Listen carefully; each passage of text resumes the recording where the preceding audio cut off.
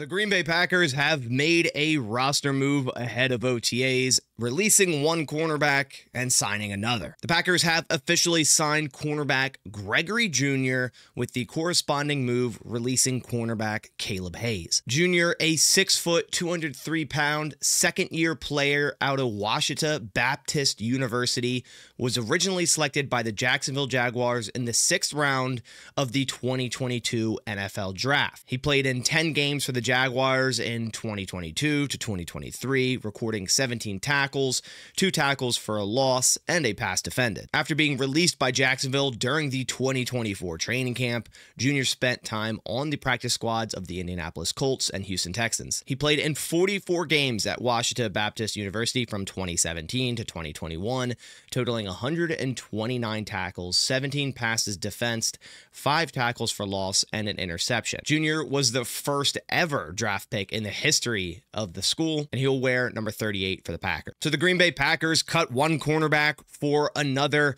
in a move that likely just adds more talent to that cornerback room for OTAs, mandatory minicamp, and then training camp as well. Gregory Jr., I do remember his name from a couple of years ago, 3 years ago, coming out of this draft, out of that draft class in 2022. He had a pretty strong performance in the Senior Bowl. And bringing up his PFF profile here, obviously doesn't have a 2024 grade as he was only on a couple teams' practice squads, didn't actually see any snaps in the regular season, but he did in 2023. He actually saw 94 total snaps. Now, it's not much. It's a very small sample size, but he graded out very well in those 94 snaps, a 65.2 defensive grade, a really nice run defense grade of 84.7. Tackle grade, pass rush grade, coverage grade was one thing that he did struggle in. He had 7 total tackles with 4 assists with 2 stops, and if we go look at his coverage, that's again what he struggled with in his limited snaps in 2024, where he allowed 8 receptions on 9 targets for 62 yards and a passer rating of 95.4. Now, interestingly, Jr. is also majority slot cornerback, but again, these are such limited snaps. I'm sure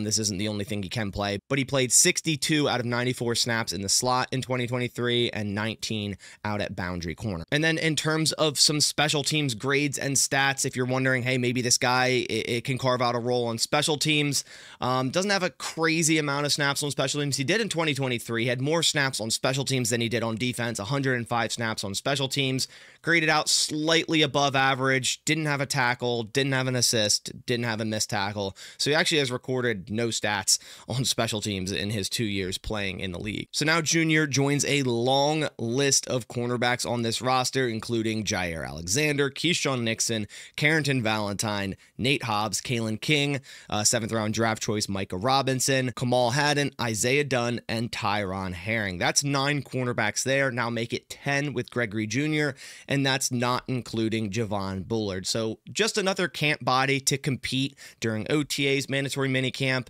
and then, of course, training camp in late July. You can't be mad at that, to have more competition in that cornerback room. Obviously, we're still waiting to see how that cornerback room shapes out with the whole Jair Alexander situation.